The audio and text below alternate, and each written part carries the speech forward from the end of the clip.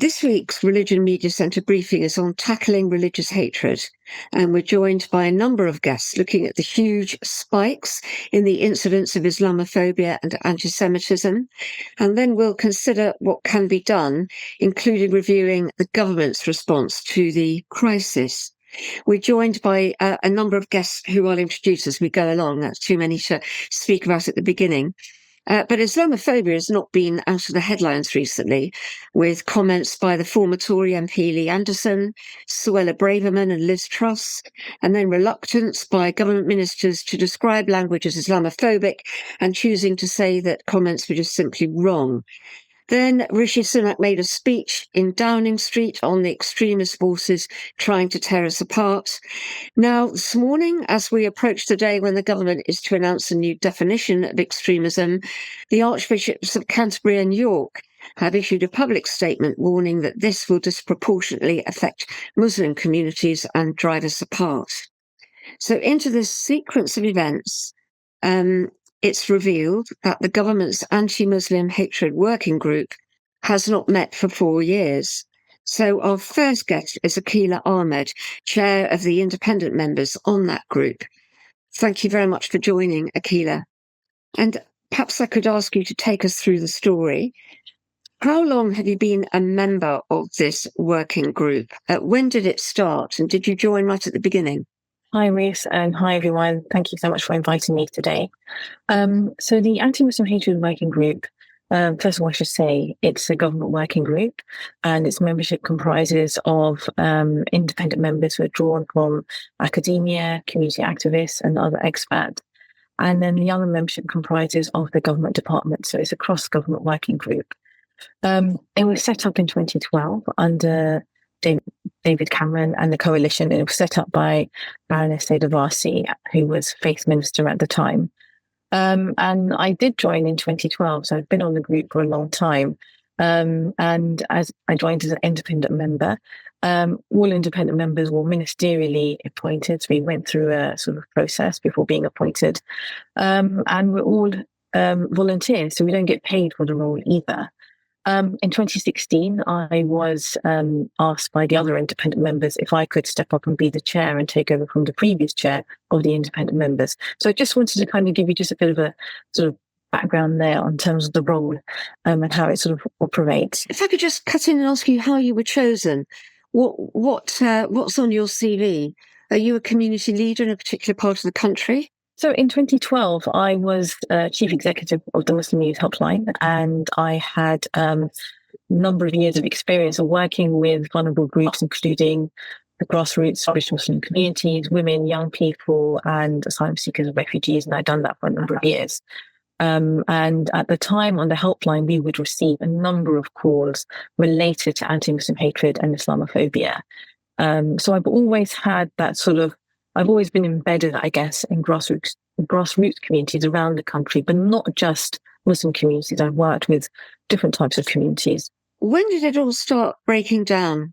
So if I sort of go back to what you sort of first asked me about the group. So the group was set up in 2012, and there were quite a few initiatives that came out as a result of the group. So we met 4 times a year formally. We talked to government about what more they could do and what they should be doing to address anti-Muslim hatred. At the time, there was no formal monitoring of hate crime. So Tell Mama actually was born out of the working group.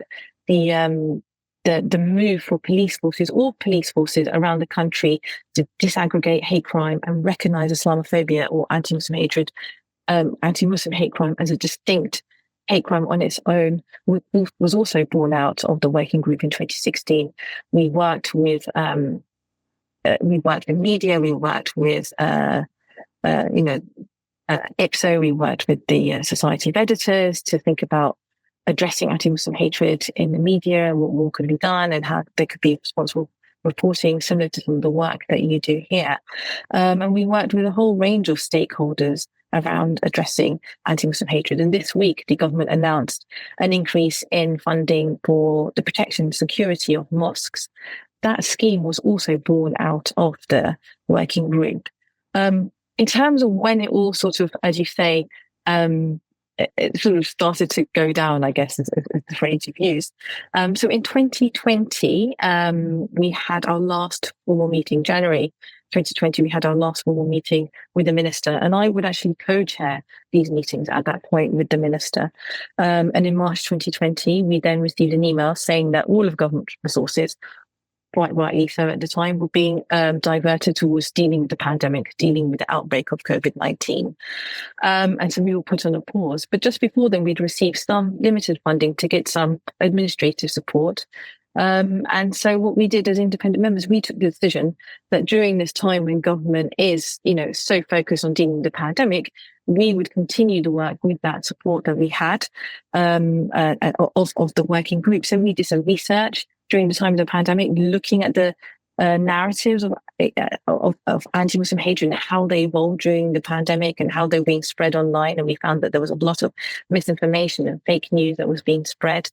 And we also held various webinars and seminars. Some of those were focusing on actually sort of, myth busting around the COVID vaccine and, trying to uptake the COVID vaccine. Yeah. So we kept on that work for about, I think, until 2021. And it was 2021 when I started to ask the government that, okay, look, it looks like we're sort of moving into a recovery phase. When do you think the working groups could be restarted and taken off pause? And what happened? What did they say? So initially, I was getting all the right sort of responses, about sort of that they were keen to restart the work of the working group, or especially they recognise the positive contributions that independent members had made over the years, and that the group was valuable and was an important part of government's work, looking at faith communities, but also looking at the specific area of anti-Muslim hatred / Islamophobia. And it sort of continued like that. And during this time, I wrote to ministers on different occasions about different issues, usually also sort of saying, there is this working group, this is the work we've done. We think it's really important that the working groups be started. Can we talk to you about that? What are your plans for that? Can we meet to discuss? And I didn't receive a response. Sorry, just to clarify, you didn't receive a response. Is that what you said? No, unfortunately not. So there were a few letters that I can't remember the exact number, but I didn't receive a response. Who were you working through for all of this? Were you working through the faith minister? Were you working through Colin Bloom? Which departments were you working through? So the actual secretariat for the working group was based at ELAG. It's based at the Levelling Up department. I mean, obviously there was different names of that department over the years, different iterations. So primarily we would work through the faith minister, and we worked with different faith ministers over time. There's Baroness Head of RC, Baroness Susan Williams, Lord Tariq Ahmed, Lord Bourne. Whichever faith minister you wrote to, and there have been a few in that time, the response was always the same, which was blanking, basically. Nobody came back to you. Is that right? From 2020 onwards, I would say, or 2021 onwards, I would say. So we had a very good relationship with the previous faith ministers, with Susan Williams and Lord Nick Bourne and Lord Tariq Ahmed. They were very responsive and very supportive. And initially we understood that there was a pandemic. It was unprecedented. And so government's, attention was diverted elsewhere. And then we were told, Brexit's happening. And then then there was a leadership contest and, so on and so forth. You've gone public. In The Guardian carried the story that you've now told everyone that you haven't met for 4 years. Has there been a response to you since that story was published? No.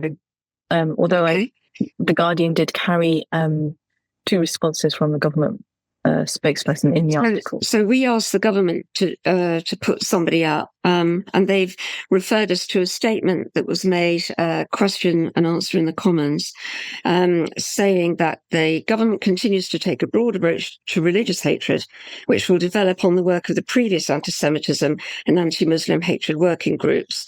We plan to appoint a new independent advisor on anti-Muslim hatred, and we will update the House shortly. So, What would you say if the group were behaving now as it had been in the early years that you've just been describing, was meeting regularly in conversation with ministers and different groups? What would you say to an intervention by the government that they were going to create a new definition of extremism? What would be your advice on that? I mean, it's difficult to say without having seen, obviously, any proposals. And I think there has been some indication in the media about what an announcement might look like and what a definition of extremism might look like. I think I would say that actually it's not the right time. Right now, the time is to bring the country together. I think, we have seen the war that's happening in Israel and Gaza play out in this country in ways that we never expected. And whilst there are extremists on all sides who are trying to capitalize on that conflict and use that for their own agenda and to spread hate and to commit hate crimes, and we've seen that, as you mentioned, in the increase, the staggering increase in hate crimes against both Jewish and Muslim communities. It's a time to bring people together, and I think it's also a time to remember that overwhelmingly British people are, they get on with one another. They are good-hearted. They are not sitting at home thinking about how to commit hate crimes. They're not feeling hatred for each other. Actually, if we look at attitude surveys and things, we see that there is overwhelmingly more positive, something to be hopeful about in those areas. British people are becoming much more sort of liberal and progressive, respectful of each other. So I think actually now is the time to kind of focus on those elements and really enhance them and invest in cohesion, invest in communities, which I think hasn't happened since the pandemic for various different reasons. So when the archbishops of Canterbury come up with their statement, they say that the new extremism definition risks disproportionately targeting Muslim communities and driving us apart. That the labelling a multifaceted problem as hateful extremism may vilify the wrong people and risk yet more division. They warn that the new definition may threaten freedom of speech, worship and protest, and the government should reconsider and consult far more widely with all those affected. You would agree with their statement? I think it was a very powerful intervention. What I'm hearing from the ground when I speak to Muslim women and when I speak to Muslim young people is that they are dealing with unprecedented levels of hatred already as it is on the streets, and they don't know how to deal with it. And many of them are not reporting the hate that they are facing. Young people and children are facing hate crime on buses. Women are facing it on their streets, going about their everyday lives. I'm feeling it actually. And I think people don't know what to do about that. And people also at the same time are feeling like Muslim communities are under extreme scrutiny and they are bracing themselves ahead of the announcements from the government on Thursday. And many ordinary people are just worried about being labelled as extremists, and they're worried about not being able to participate in civil society, about being overly scrutinised if they become a school governor, for example, or take part in any kind of civic public duty role. And I think that's not right. I think, communities shouldn't be homogenised in this way, and great care should be taken when dealing with communities, all communities, to think about how best, yes, we absolutely must deal with extremism, but how can we do it in a way which is fair to all communities, that brings communities together, that actually addresses the root causes? Thank you, Akila. And I do come back into the conversation a bit later, but I'd like to bring in now Imam Kari Azim from Leeds. You're the chair of the Mosques and Imams National Advisory Board, and you were the government's advisor on Islamophobia and deputy chair of this anti-Muslim hatred working group that we've just been hearing about from 2019 to 2022 when you were sacked. So we've talked to you many times since then, Kari, but this is the first time we've had the opportunity for you to tell us in public what happened around that time. You've heard what Akila has just said about making representations, no one coming back to her, being blanked effectively. Is that what happened to you in the period before you were sacked? Thank you, Ruth, and it's great to be here. So just by way of background, just as Akila mentioned, so I was also involved with the Anti-Muslim Hatred Working Group from its inception from 2012. and then I became the deputy chair much later. And I think I echo what Akila has said in terms of our contribution, our involvement, our volunteering for this group. And there was a good working relationship between cross departments and the government and the independent members. And then, obviously, due to the alarming rise in Islamophobia, anti-Muslim hatred, it was decided that there needs to be a definition. And obviously, some definitions have already been proposed and they were being considered. And the government in particular didn't favor the APPG's definition of Islamophobia. So in order to make some progress, rather than actually just keep on discussing the whether or not a definition should be adopted, the government decided to appoint an independent advisor to define Islamophobia. And so I was appointed in 2019 by the former Prime Minister Theresa May, just in the last week before she left her office.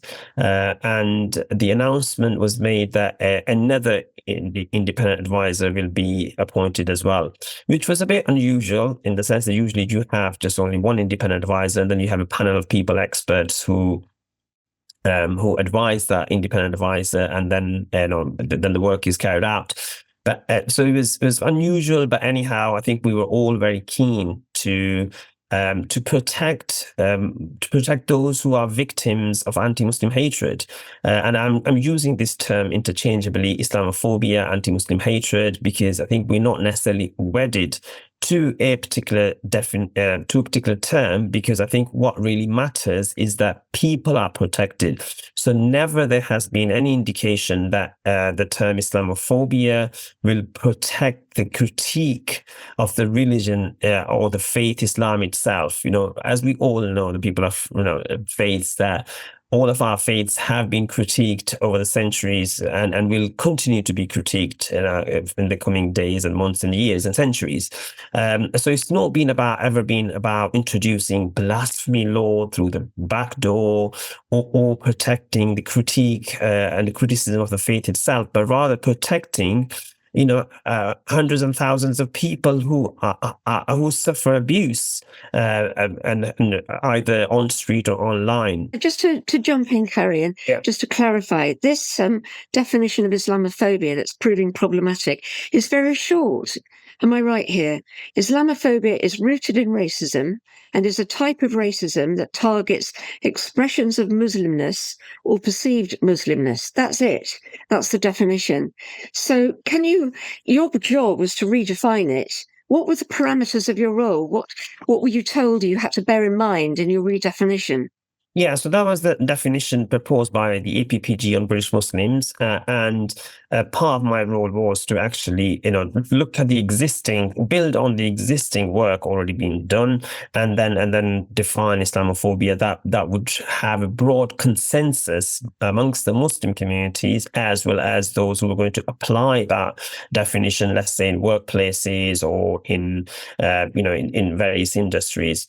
And so firstly, the announcement included that another independent advisor will be appointed, and then we waited for that advisor to be appointed. After many months, that advisor never got appointed.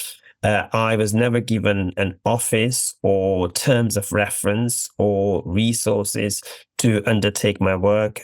So once, I think, after some time, when the second independent advisor never got appointed, I started chasing, saying that at least I should start the work now, and therefore I need some resource as well as the terms of reference. Those terms of reference were never issued. Again, the clock was ticking. So I obviously wrote to the Department of Communities, and then also to Number 10. I set out a kind of, I outlined what I thought in terms of we should be doing, and I never got any response. I encountered the Prime Minister, the former Prime Minister now, Boris Johnson, in one of the meetings, and I, spoke to him that this is really important, and it had just reached a kind of impasse where we were not making any progress. And he said, yeah, write to me in number 10, etc., which I did. Again, I never got any response. And so I obviously, after, and then obviously pandemic hit. And as Akila mentioned earlier, I obviously realized we were going through an unprecedented time. So there was a pause when I didn't write to them. And then when we came out of the second lockdown, I believe I again approached the government to say that we need to make progress because, the anti-Muslim hatred and Islamophobia is reaching exponential levels. Again, no response. And so then I obviously started talking publicly that because communities were asking me what progress was being made, when this definition was going to come out, when they were going to be approached to have their say in defining Islamophobia. And so there's been a huge disappointment from, in terms of the communities have felt being let down by the government because, there was genuine I wouldn't say excitement, but there was people felt a level of confidence in the government that actually when they do say that there's zero tolerance towards any form of hate crime, that by defining Islamophobia, it will count as a first step towards tackling anti-Muslim hatred. You were sacked in the end because of comments you made about the Our Lady of Heaven film. And you were sacked, was it by text or an email? Can you just talk us through that moment? It was really surreal moment for me when I was removed from the office. So I learned was from a journalist who said that I'd been removed, and it was a weekend, I believe, and I was really shocked, and because I hadn't heard anything from the relevant Department of Communities or from anyone from the government. And then I started receiving more phone calls and text messages from journalists. And then I learned that actually a letter had gone up on the government's website. It's undated letter, unsigned letter. I never received any correspondence from the government. And to this date, I have not been contacted by the government on that particular issue, either as in response to my letter when I responded to the government's allegations made in there. And they were really ridiculous allegations made in there. They don't hold any ground, and I think it's not just myself, but even other people, including my fellow colleagues from the Christian community, Jewish community, and members of other faiths, have actually criticized the government's responses. That I'm really grateful for their intervention. How would you describe the relationship between Muslim communities in the UK now and the government? Muslim communities, by and large, feel that there is a much greater level of scrutiny when it comes to the Muslim communities. There is a deeper level of disenfranchisement amongst the young people because of the way that the Muslim community is sometimes treated by the establishment. And I think sometimes also when some in the political corridors or in influential positions say vilifying, extremely shameful and offensive and Islamophobic things about Muslims, that the government of the day or senior ministers do not call it out, do not challenge it.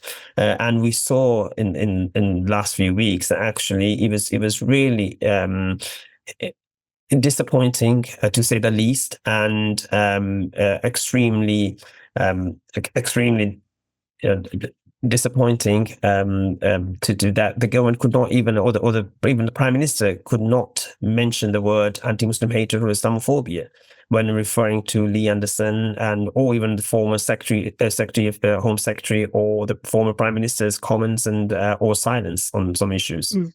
Do join us again in the discussion a bit later. Thank you very much. Can I turn now to Daniel Sugarman, Public Affairs Director at the Board of Deputies? So what we're trying to talk about today is religious hatred and how to combat it. And we're talking about the relationship between the government and different groups.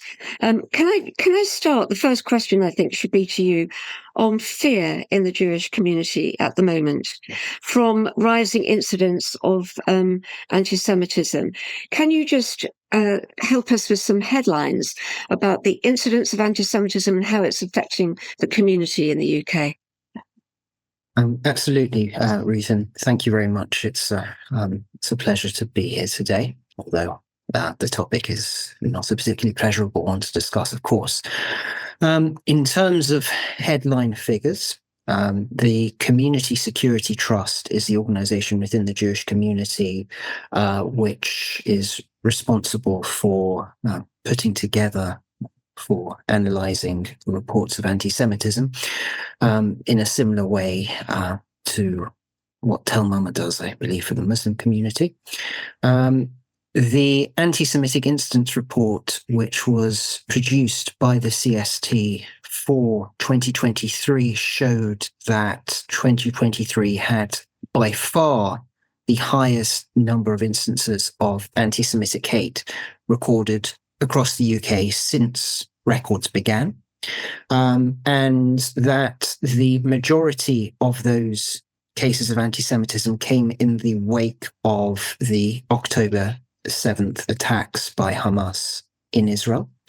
Altogether, there were 4,103 incidents of anti-Jewish hate, which the CST recorded in 2023.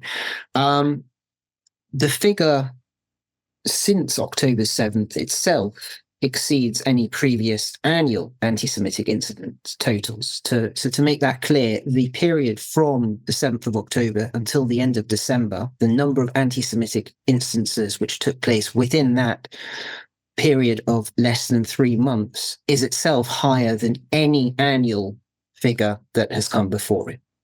Right. And I think, just if I may, just very quickly, to mention the fact that these anti-Semitic incidents started before there was a significant response from Israel into Gaza. They started immediately in the wake of the October the 7th attacks.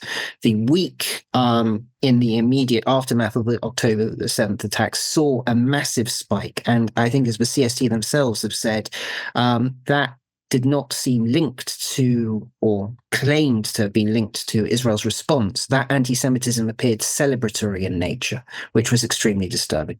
What do you think is the role of the government in tackling religious hatred, such as that you experience in the Jewish community?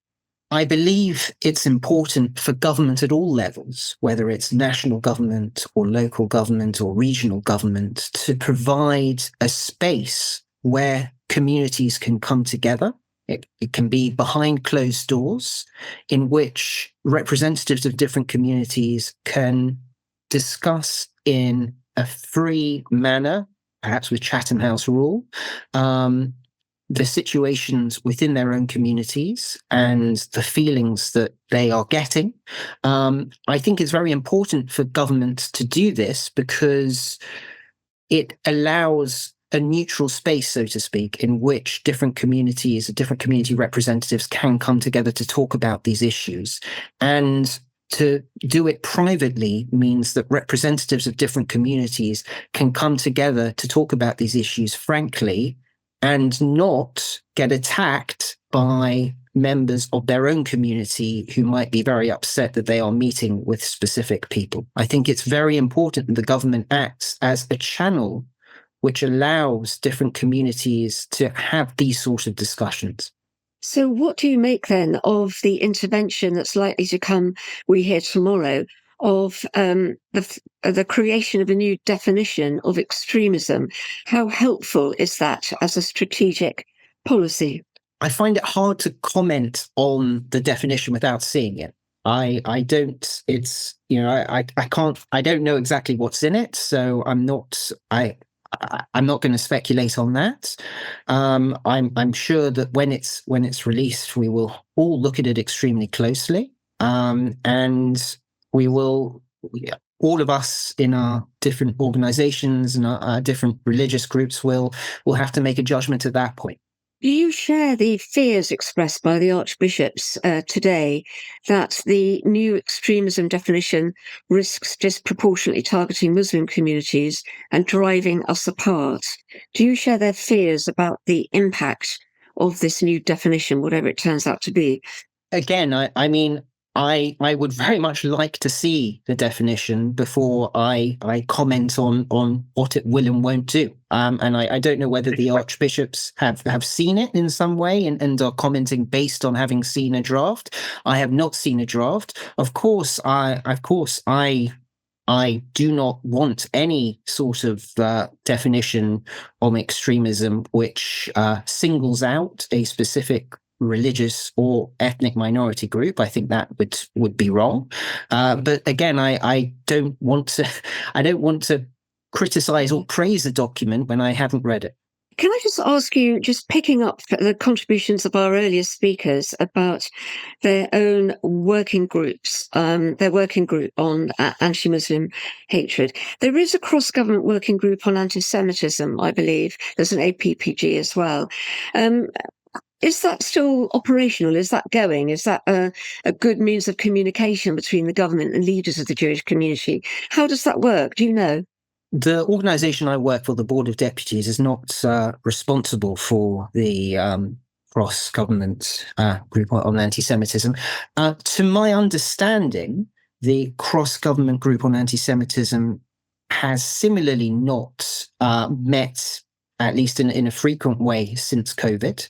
That's not to say that the government does not consult frequently with organizations within the Jewish community with regards to anti-Semitism. It does. Their senior members of the cabinet we've had a number of meetings. Jewish common organizations have had a number of meetings with senior members of the cabinet to discuss the situation for the Jewish community, particularly in the last few months. But I cannot say with certainty that the cross-government group on anti-Semitism has been working for the last few years as it did previously. Right. I think that's quite interesting. Something about the way the government is handling faith issues. Because they were all over it during COVID. Remember, we did lots of interviews at the time with various messages that had to get through to faith groups about observing rules and so forth. So that's very interesting. Thank you, Daniel, for your contribution there. And do come back, because we're going to broaden the discussion now to talk about the various interventions that could take place to tackle religious hatred. And we should have Dr. Chris Allen on the line. But also we've got Professor Shafi from Bristol from our Creating Connections event down there. And Professor Shafi, I wonder if we could perhaps go to you first. So could you pick up what Daniel Sugarman was saying about the expectations or the things that local government and national government can do to tackle religious hatred? From your experience in Bristol, can you tell us about some of the interventions that have taken place, the conversations? I mean, are there frequent conversations? What's happening locally on the ground in Bristol? Thank you very much, Ruth, and thank you for inviting me on today. It was good to listen to the previous speakers, although the content of what they said is concerning, on the board of alarming, really, as to what is happening in central government. But I will talk, as you asked, about what's happening more locally here in Bristol. Much of the conversations actually that are happening between communities are initiated by communities themselves here in Bristol, and particularly with regards to Muslim and Jewish communities. We have always enjoyed a very close relationship here in Bristol, whereby we often come together in times of crisis and in times of non-crisis as well, but particularly more in times of crisis. And that has helped us to manage any particular divisions that might be coming from central locations often. So there's lots going on centrally that can pit us against one another, and we've had to make really conscious efforts to ensure that that is not the case. But it does become really especially challenging when we hear what is happening nationally, and in some ways we're having to pick up pieces locally. And from our experience, it's less local government and more local communities that are doing much of the work to keep some of that harmony together. In fact, we had a meeting with the Jewish community, Muslim communities just last week to discuss these very issues, including our student unions, to understand if there are particular tensions that we need to be aware of. One of the key things that came out of that meeting was that the tensions certainly do not exist between the two communities in the way that is sometimes pitted more nationally and globally. We are not seeing any of that. And that was pretty much unanimous. And what I'm quite interested in learning in coming to this meeting is that what we are hearing across the country? And if that is what communities are saying, perhaps it's communities that the government needs to take a leaf from, because at the moment, communities seem to be, certainly here in Bristol, seem to be taking the lead in ensuring that harmony is maintained, that if incidents of Islamophobia and anti-Semitism occur, that we come together quickly to explore what those look like, because it's not just good enough to look at the numbers of incidents. You want to see what those incidents look like. What do they constitute? Who were the perpetrators as well, to explore what does it really mean in terms of what's happening in communities. So we've been doing that here in Bristol to some degree of success. We've had protests here in Bristol every week since October. And across the whole time, there have only been 3 arrests, and that was at the very first protests. And those were from people that were not in Bristol, so they weren't even Bristolians.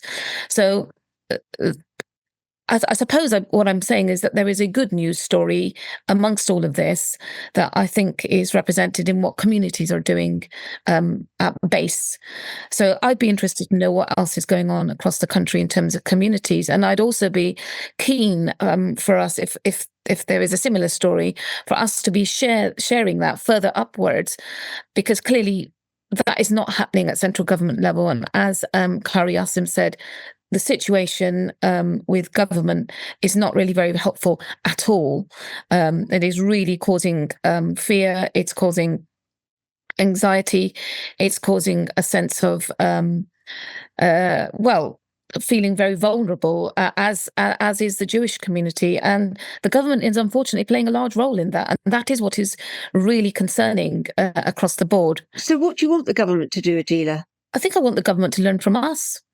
If I must say, I want them to learn from what communities are doing, certainly what we might be doing here in Bristol, and I'm sure that we are not alone in that. I want the government to reassess how they're approaching this from a range of different levels, starting from their lack of engagement with these working groups, starting with their distrust of something like the Interfaith Network, which they've just recently defunded. So I'd like them to reevaluate and reflect and look upon themselves and consider, is this what leadership should be doing at government level, and the impact that they are having on communities in their country. So that would be my ask. Thank you. So everyone, do put up your hand if you want to come in on that discussion. But I'll go to Rabbi Debbie Young-Summers first, if I may. As you've heard the discussion so far, what do you think of the ways that religious hatred can be tackled in society? And what are you doing yourself in your community? I think what we've been hearing is not surprising from all the rhetoric that's been in the public realm. It's not surprising to hear all of this, but very depressing to hear it. I think we really need to look at long-term solutions, and clearly the government is, in what we've heard from other speakers, not progressing us. And I think another area where we're failing on this, and it's I suppose a bugbear of mine, is around religious education and the role that plays from a very young age in teaching young people to be confident in who they are as individuals and comfortable with difference and disagreement. We have lost an ability socially to disagree well and to hold conversations productively. And the endless sort of aversion to religious education, I think, has played a role in that. Religious education is not today about trying to convert anyone to anything. It's about really understanding who we are and who our neighbours are, whether that's from a faith perspective or a worldview perspective.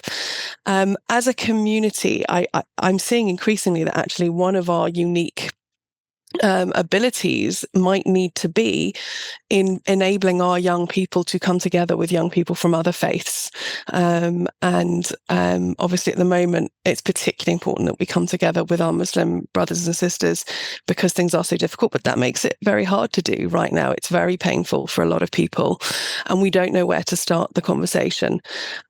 We are delighted to be hosting an iftar in a couple of weeks' time. It's actually the first time as a community that we've done that.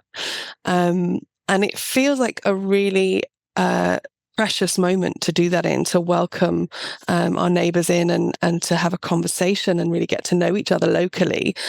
On the other hand, when we started planning, there was a lot of fear. Will anyone want to come? Will anyone feel able to come? We know that people might be scared to come to us, and our neighbours, our members might be worried about how do we even start that conversation. And I'm delighted that actually we've been receiving bookings really positively. Invitations have gone out directly to people that we really want to build those relationships with. And ultimately, I think as a society, that's where we have to start. We need to have grassroots conversations and connections so that, as others have said, when these things reach absolute crisis point, we have each other to lean on and to know that actually we are still connected as humanity and as British citizens, regardless of what's going on elsewhere. Thank you. Going to Elizabeth Harris next and then back to Adila. I'd like to echo a lot of what Professor Shafi said and also some of what Debbie said. Just to say that the Jewish community has hosted iftars before. I'm not part of this denomination, but the chief rabbi has done for a number of years. I've actually been to some of those, and I myself have been invited to one, which is very nice. To state the absolute obvious, politics is in a state of flux. But a lot of damage can be done in a short amount of time. So that's also an issue at the moment. There's a lot of other politics going on and people setting out their stall for the next election, which can do harm to communities who are somehow the victims of that. I do agree that there's a lot to be learned from civil society. When I was director of CCJ, I was in Bristol quite often, and Bristol is a shining example. So Birmingham and many other places. I think it's much harder in London, partly because London is so diverse and so large, and that's where politics happen. I think actually maybe there are many more tensions there, because I also know that the Interfaith Network in Scotland has been functioning quite well.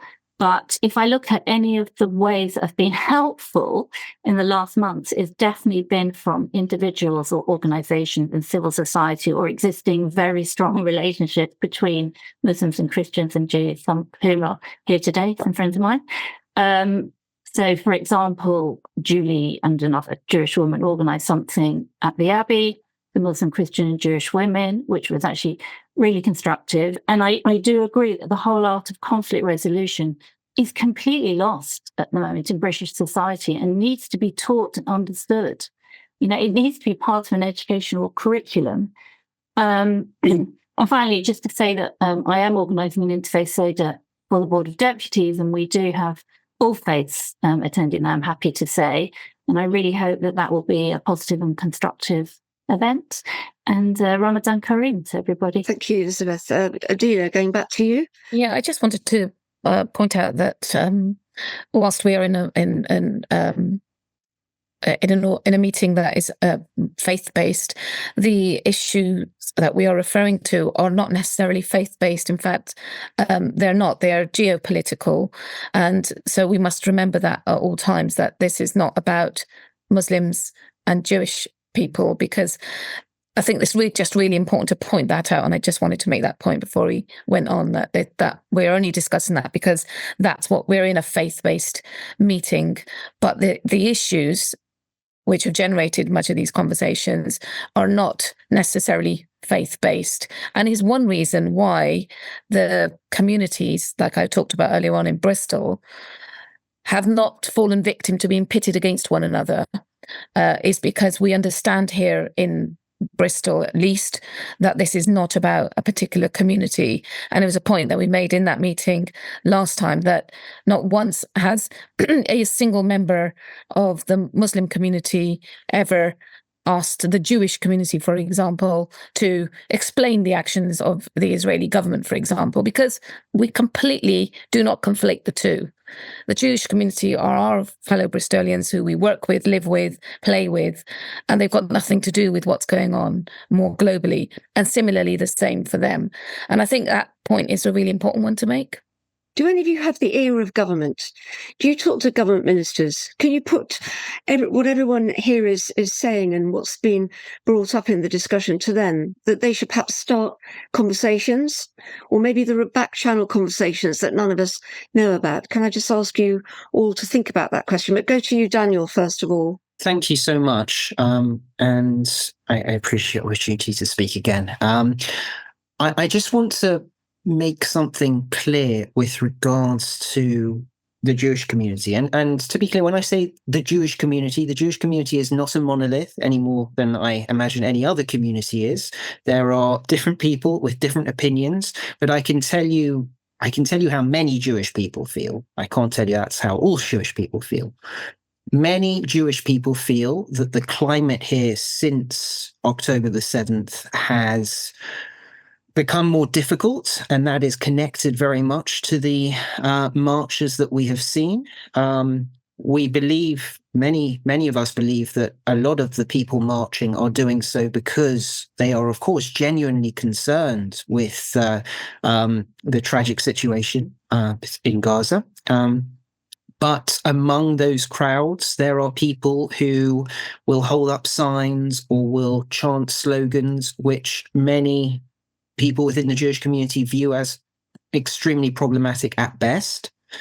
And I think I can't claim to understand I can't claim to know what exactly is in the government's mind, but I think that part of the issue that the Jewish community has been grappling with is that there have been so few arrests, for instance, at these marches, and that sometimes this is held up as an example of the marches not being so problematic because, oh, look, there were only X number of arrests.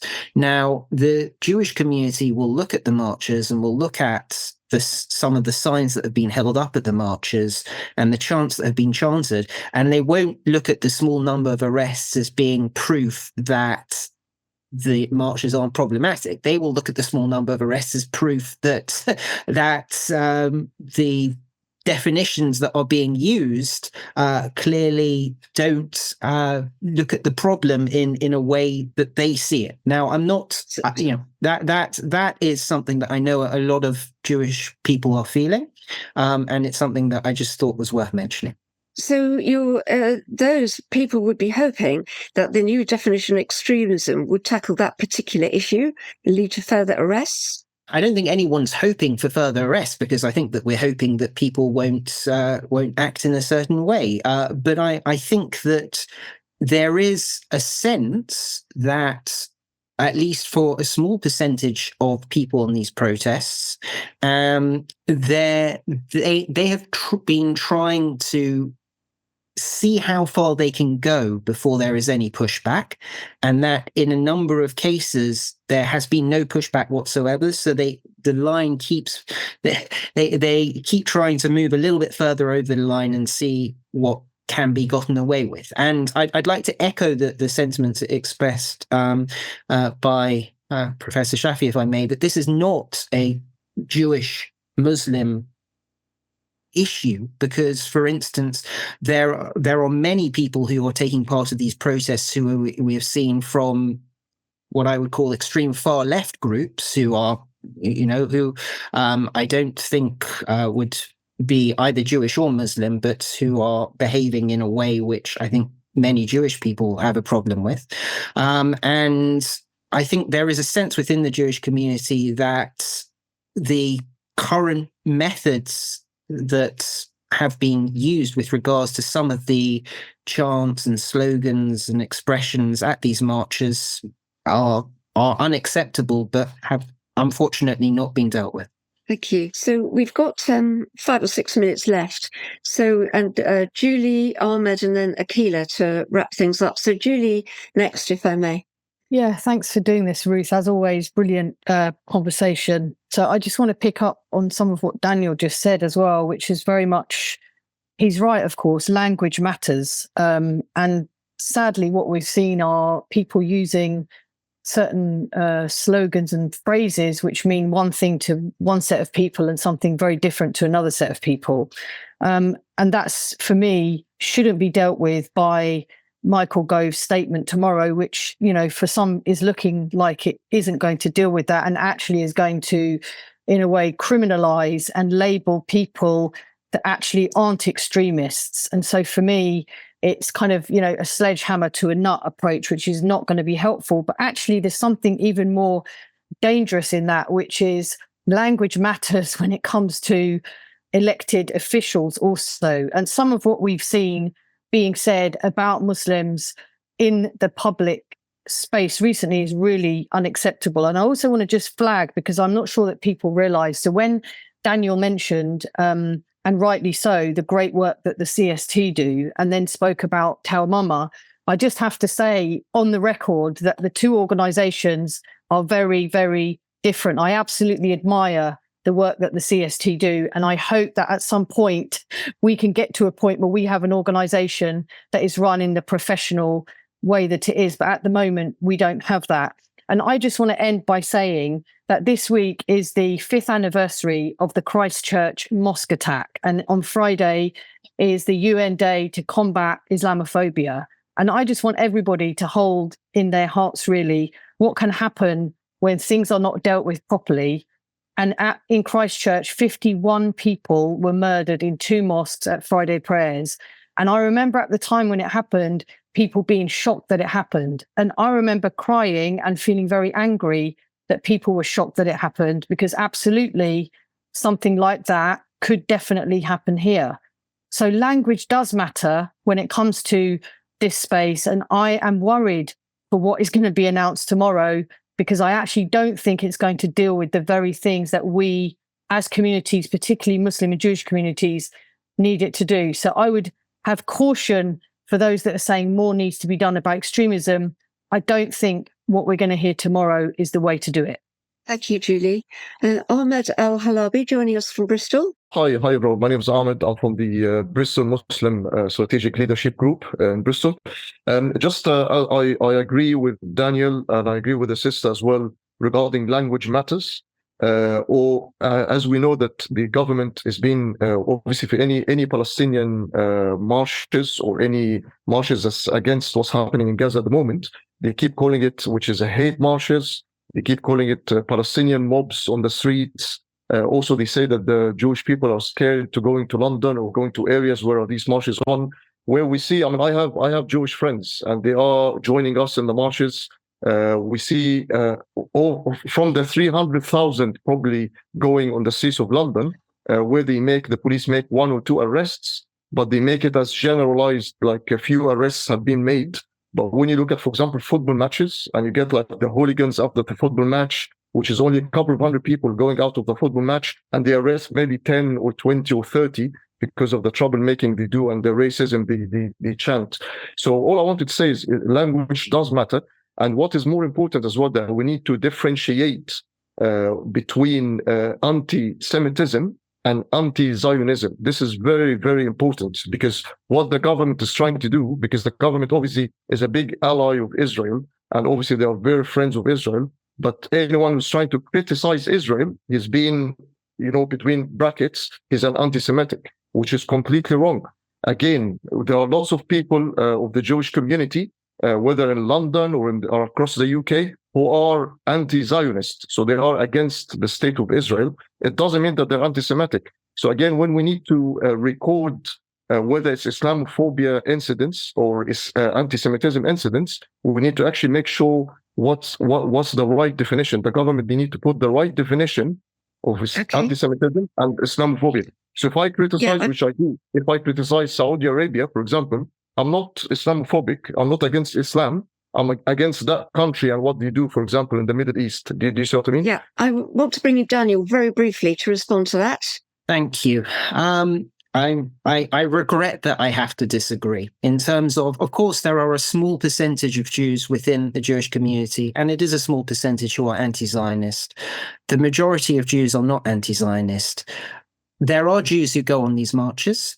It is strongly felt by a majority of Jews in the Jewish community that the only way that one can be safe going on these marches if one is publicly Jewish is if one disassociates with with the rest of the Jewish community with regards to what we believe about Zionism and the right of the state of Israel to exist. I think that there is absolutely anti-Zionism, which is not anti-Semitism. There is a significant amount of anti-Zionism, which is a cover for anti-Semitism, and that is the view of a lot of people within the Jewish community. And I would really, really caution against holding up a small percentage of the Jewish community who are anti-Zionist and saying, look, these Jews agree with me, because that does not end well for any community, and can be viewed by many as tokenization. I want to give the last word to Akila, if I may, just to wrap things up from everything that you've heard. We bill this as tackling religious hatred. What are your key takeaways from the conversation you just had in headlines? Because we've only got a minute left. Thank you. I just want to just very quickly say that I agree with Daniel that we shouldn't misuse the term Zionism or anti-Zionism. In the same way, we've seen that the term Islamist has been misused, and it's been used as code to talk about all Muslims in quite difficult and dangerous ways. So in terms of the headlines for this session, I think it's clear that there is a need to deal with anti-Muslim hatred and Islamophobia. Their definition is one part of that, and government engagement and government engaging meaningfully with all communities, but especially Muslim communities on this issue to deal with not only Islamophobic or anti-Muslim hate crime, but all forms of hate crime and actually all forms of hatred, I think is really important. And I think what I've heard today is that civil society communities are trying to step into that space of leadership where government should be. They're trying to deal with it on their own terms, in their own way, but actually they need support. We all need support, and we'd really like to see leadership from government on this. Thank you. And thank you all very much for joining us for the discussion today. I'm sure we'll return to it and hope to see you again. Thank you.